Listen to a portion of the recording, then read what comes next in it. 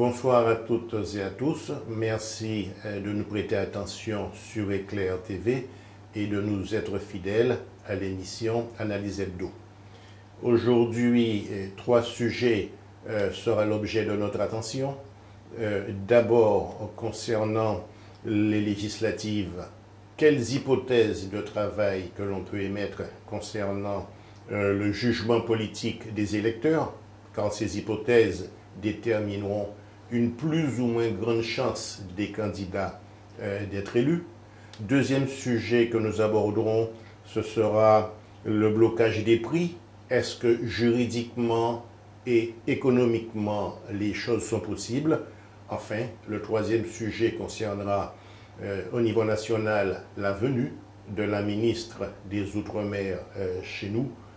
Est-ce un déplacement politique? Ce déplacement était-il possible dans la période de réserve? Et pourquoi avoir choisi la Guadeloupe, qui n'était pourtant pas le département qui a été le plus favorable au président de la République? Nous traiterons donc ces trois sujets et je commencerai en enchaînant directement sur la problématique des législatives. Nous n'avons pas de boule de cristal. Et il ne nous est donc pas possible d'anticiper sur les résultats. Par contre, on sait quels sont les déterminants des résultats. C'est le jugement politique des électeurs. On sait également que ce jugement politique est influencé par un certain nombre de variables. Et c'est donc sur ces variables que nous allons émettre un certain nombre d'hypothèses qui laisseront une plus ou moins grande chance aux candidats d'être élus. Du point de vue du jugement de l'électorat, on peut émettre trois hypothèses. La première, c'est que l'électorat guadeloupéen, sur sa dynamique de contestation à la fois de la politique du président de la République, mais également en partie de sa personne, ne nous le cachons pas, que cette dynamique perdure dans le jugement politique et par conséquent, cet électorat aura tendance à privilégier d'autres figures, en tout cas d'autres acteurs, que celles qui ont été dans la dynamique de l'actuel président de la République. Vous aurez compris que cette hypothèse est la plus défavorable soit aux députés sortants, même si certains ont pris du recul par rapport à la majorité présidentielle, défavorable également par les candidats présentés par le GUSR, Guadeloupe Unie Solidaire et Responsable, qui s'est positionné en faveur du président de la République. C'est donc l'hypothèse la plus défavorable pour les candidats sortants que l'électorat pourrait sanctionner par le fait qu'il voudrait manifester son mécontentement et qu'il va donc chercher des acteurs, donc des boucs émissaires, comme il l'a fait pour Jean-Luc Mélenchon ou Marine Le Pen, chercher des boucs émissaires locaux pour manifester son mécontentement. Première hypothèse. La deuxième hypothèse, c'est que l'électorat, tout en étant critique par rapport à la dynamique locale, ne confie pas forcément la responsabilité politique à des acteurs dont il n'a pas déjà vu leur capacité à prendre en charge la responsabilité publique, soit dans des institutions politiques, soit dans d'autres institutions de la société civile.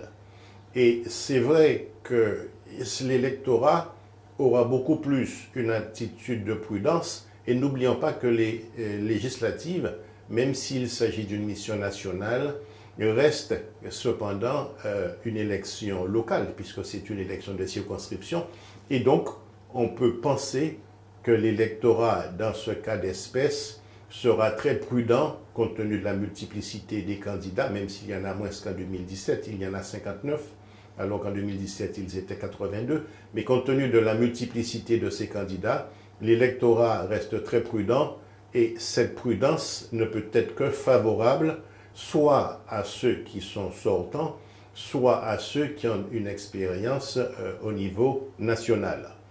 Enfin, et c'est la troisième hypothèse, l'électorat reste chez lui. Ça veut dire que dans la même dynamique des élections régionales et départementales, mais rappelez-vous que déjà dans les élections de 2017, il n'y avait eu que 28% de participation. Donc c'est énorme.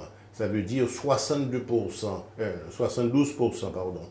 28%, 72% d'abstention, c'est quand même énorme. Si ce cas de figure se présente, il est aussi beaucoup plus favorable aux députés sortants, mais il va y avoir une municipalisation de l'élection, puisqu'en réalité, s'il y a une très forte abstention, quels sont les éléments dynamiques qui jouent? Ce sont surtout les réseaux, en particulier les réseaux municipaux. Et c'est vrai que la somme des réseaux de chaque maire peut être favorable à un candidat ou une candidate dès lors que ces maires se sont prononcés en faveur de ce candidat. Il est donc incontestable que cette hypothèse serait un peu plus favorable au candidat sortant en tout cas.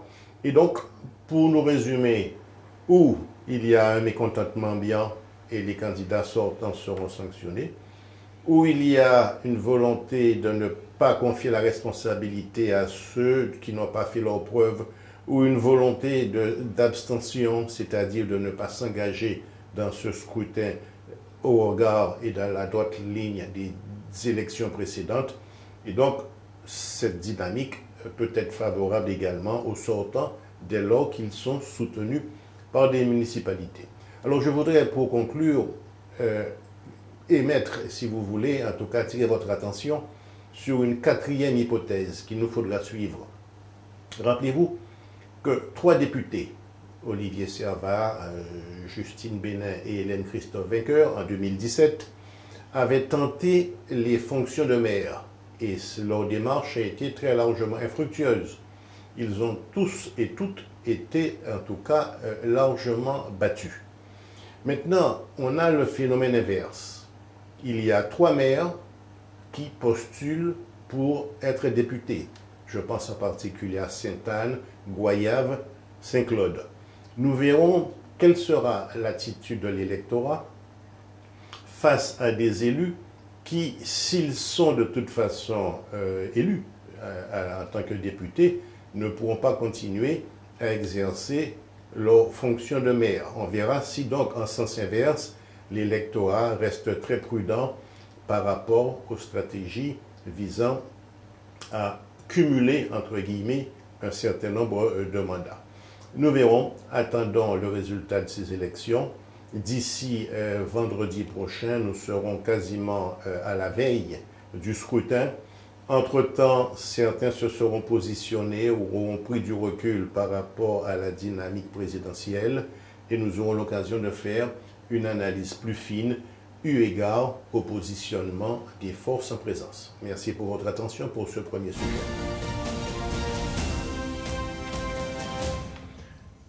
Notre deuxième sujet concernera une proposition qui est très largement diffusée au niveau des médias, en particulier par la nouvelle Union populaire écologique et sociale, mais également par d'autres partis, y compris certains acteurs qui ont l'investiture de la majorité présidentielle actuelle. En tout cas, de la dynamique présidentielle actuelle, je veux bien sûr parler de La République en marche, entre-temps redevenue Renaissance.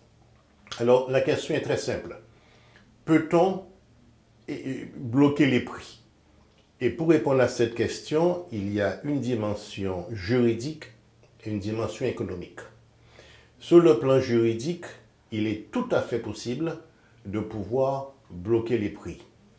Sur quelle base? D'abord, il y a l'article L 410-2 du Code du commerce. Et que dit cet article? Dans son préambule, il rappelle que les prix sont fixés par la concurrence, mais en même temps, dans un alinéa, il rappelle qu'il y a des situations d'exception qui font donc que les prix ne sont pas fixés par le marché, mais que ces prix sont fixés par une autorité administrative, et il admet 3 exceptions. Soit une situation de crise, soit une calamité publique ou soit une situation exceptionnelle, en tout cas, qui est de nature à ce que les lois du marché ne puissent pas s'appliquer. En plus, cet article précise qu'il faut qu'il y ait des difficultés durables d'approvisionnement démontrées et que les restrictions ne peuvent être prises que pour une durée de 6 mois.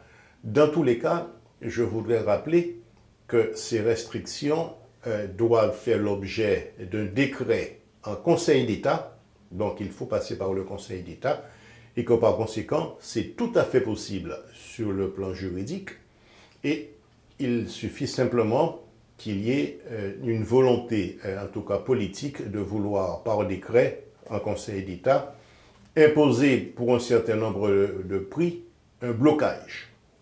Maintenant, certains acteurs, en particulier la NUPES, la Nouvelle Union Populaire Écologique et Sociale, dit qu'il faut aller plus loin. Il faut également ne pas rester à des situations d'exception liées à un imprévu ou une calamité, quelle qu'elle soit, mais qu'il faut également parler d'urgence sociale. Autrement dit, qu'il y aurait blocage des prix lorsqu'une urgence sociale, en lien par exemple avec la possibilité, en tout cas l'impossibilité d'une part de plus en plus de la population de ne pas se nourrir, eh bien, il serait possible, d'après en tout cas ce que propose la NUPES, à la tête duquel il y a Jean-Luc Mélenchon, il serait possible de pouvoir également procéder au blocage des prix de manière à limiter la précarité. Bien évidemment, c'est une intention manifestée par la nouvelle gauche, mais qui pour l'instant n'est pas encore passée dans le droit et qui de surcroît n'a pas forcément l'aval de l'exécutif actuel, et nous verrons d'ailleurs pourquoi. Enfin, je voudrais rappeler l'article L410.5, toujours du Code du commerce, qui autorise le préfet, avec les représentants des associations ou des structures professionnelles, de négocier un certain nombre de prix de manière à ce que cette augmentation des prix soit la plus lente que possible. C'est déjà d'ailleurs ce qui se fait concernant l'essence, même si les critères restent pour le moins évanescents puisqu'ils sont imprécis. Dans tous les cas de figure, la note qui accompagne au début de chaque mois l'augmentation par exemple de l'essence, puisqu'on voit maintenant que tout augmente, la baguette elle-même qui était 1 euro est passée à 1,10 €, quand elle était 1,10 €, elle est passée à 1,20 €, tout augmente, même les denrées de première nécessité. Et c'est vrai que le préfet dispose de cette faculté de pouvoir négocier, mais cette négociation ne peut être que pour une augmentation progressive, mais ne peut pas aller, par exemple, jusqu'à ce que les prix soient bloqués. Ça ne peut être qu'un décret. Maintenant, c'est donc possible sur le plan juridique, mais il faut également voir la réalité économique. Imaginez-vous qu'une grande surface vous dites que le riz ne doit pas augmenter. Or, lui, en tout cas, elle, la grande surface, lui, le patron de cette grande surface, devra faire venir le riz et devra le payer de plus en plus cher. S'il ne peut pas reporter cette augmentation sur sa marge bénéficiaire, à un moment donné, il ne commandera plus de riz. Donc deux cas de figure se présentent. Soit que l'État compense lui-même le différentiel, ça veut dire que le prix reste bloqué, mais que l'État compense, c'est le cas du chèque énergie, compensation partielle, c'est le cas également du chèque inflation pour les ménages les plus modestes, de manière à ce que les prix continuent à augmenter, mais que cette augmentation soit atténuée par l'intervention de l'État. Premier cas de figure. Le deuxième cas de figure, c'est qu'à un moment donné, l'État impose, mais à ce moment, il va automatiquement demander aux différents patrons de réduire sur leur marge bénéficiaire. Donc, fera appel un peu à un nationalisme économique, ce qui n'est pas forcément gagné. D'autant que la situation actuelle est inquiétante, puisque la Banque de France et les économistes, quels qu'ils soient, estiment qu'il ne s'agit pas d'une situation d'exception, mais qu'on est rentré dans un processus inflationniste qui va durer vraisemblablement jusqu'à fin 2023. Donc, il ne reste plus qu'une dernière solution économique, c'est de pouvoir associer le pouvoir d'achat, donc les salaires, sur l'inflation et de faire en sorte que aussi bien les retraites que les salaires du privé ou des fonctionnaires puissent suivre une augmentation qui soit à peu près identique à celle en lien avec l'inflation. Donc oui, il est possible de bloquer les prix, c'est possible sur le plan juridique, mais la faisabilité économique fait qu'on ne peut pas, par exemple, imposer à une entreprise privée de perdre de l'argent.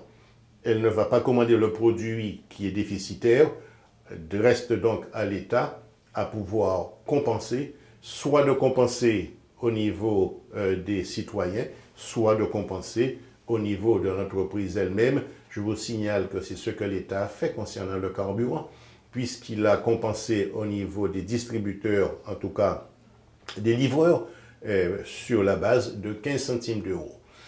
C'est possible, mais pour l'instant, ça demande de sortir de l'idéologie néolibérale qui considère que les prix doivent être fixés par la concurrence pour aller vers une idéologie sociale consistant à dire, attention, il ne faut pas simplement que la concurrence règle le marché, mais il faut aussi que le monde économique puisse réduire sur sa marge bénéficiaire, c'est-à-dire répartir le capital autrement.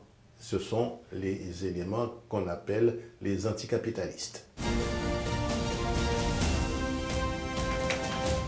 Notre dernier sujet concerne une thématique nationale avec une répercussion locale. Il s'agit vendredi dernier de la visite de la ministre des Outre-mer. Visite surprise puisqu'elle a été décidée très rapidement. En tout cas, nous en avons été informés très rapidement. Donc, deux questions se posent et troisième question, pourquoi la Guadeloupe? Alors, les deux premières, est-ce que sa venue relève d'une entorse au protocole, puisque nous sommes en période électorale, donc dite période de réserve, et que cette période de réserve impose aux membres du gouvernement d'expédier, entre guillemets, les affaires courantes et de faire preuve de sobriété s'agissant de leur apparition en public. En réalité, le protocole n'interdit pas à un membre du gouvernement, lorsqu'il s'agit d'une tradition locale ininterrompue, c'est le cas en tout cas de l'abolition de l'esclavage qui existe depuis plusieurs décennies, eh bien de participer à cette manifestation dès lors qu'elle est inscrite au calendrier et que par conséquent il y a une antériorité qui fait que la sobriété et la neutralité en tout cas ne sont pas remises en cause par justement l'existence de cette antériorité. Donc, sur la base de critiques adressées concernant l'entorse au protocole, il faut quand même rester très prudent et objectivement, il n'y a pas eu, me semble-t-il, entorse par rapport au protocole. L'autre question concernerait le fait qu'elle soit venue pour des fins politiques. Certainement, nous sommes dans un contexte particulier, mais quant à dire que ce contexte politique pourrait profiter à ceux qui sont soutenus par La République En Marche, je vous ramène en tout cas à nos trois hypothèses de tout à l'heure, et que si l'électorat reste sur la première hypothèse, au contraire, ce serait beaucoup plus défavorable par rapport à ceux qui sont au niveau de la dynamique en marche. Je dis bien la première hypothèse, il y en a eu trois. Enfin, pourquoi avoir choisi la Guadeloupe? La ministre aurait pu se rendre en Polynésie ou en Nouvelle-Calédonie, où le président a été, en tout cas ce sont les deux seuls territoires où le président est arrivé en tête. Dans les autres territoires, c'est le Rassemblement national qui est arrivé en tête. Pourtant, la ministre vient pour son premier déplacement outre-mer à la Guadeloupe. En fait, la Guadeloupe est une terre qui est perçue, en tout cas au niveau national, sous un angle paradoxal, puisque c'est une terre de rébellion, c'est une terre où il y a des mouvements sociaux qui sont permanents. Le collectif n'est pas mort, il n'est pas aussi actif que les mois précédents, mais il reste toujours très dynamique sur le plan local. Il y a la grande problématique et l'injustice liée au personnel qui est suspendu. Donc, il y a un caractère rebelle qui aurait pu dire au gouvernement qu'aller à la Guadeloupe, c'est aller vers une situation qui est complexe. Maintenant, sur le plan politique, la Guadeloupe reste quand même la terre où la dynamique présidentielle serait la plus importante, puisque le GUSR soutient le président de la République et que ce soutien est très largement diffusé. Le GUSR, depuis les élections municipales, a gagné les grandes communes, Saint-François, Sainte-Rose, Capesterre-Belle-Eau, Trois-Rivières, Morne-à-l'Eau. Ça veut donc dire que sur le plan de l'ancrage territorial et de l'accueil politique assuré, la ministre a trouvé en la Guadeloupe une terre d'accueil, entre guillemets, sur le plan politique. Dans un autre territoire, vraisemblablement que la tension aurait été beaucoup plus exacerbée. D'ailleurs, elle a été reçue par les présidents des collectivités majeures, l'association des maires, le maire de Basse-Terre, et par conséquent s'est retrouvée dans un terrain où, en tout cas, qui n'était pas du tout hostile, au contraire, qui était favorable. Donc je pense que c'est cette dynamique, en tout cas, d'accueil politique plus facile à la Guadeloupe qui a en tout cas déterminé la ministre à faire cette première sortie concernant les Outre-mer. Maintenant, nous ne faisons pas d'illusions, nous sommes en période électorale. Vraisemblablement qu'il y avait une arrière-pensée, mais cette arrière-pensée n'est pas sans risque puisque la Guadeloupe, par rapport à son vote au présidentiel, a montré une certaine méfiance par rapport à la politique nationale. Merci en tout cas pour votre attention et je reprends mon expression classique que la nuit vous soit douce.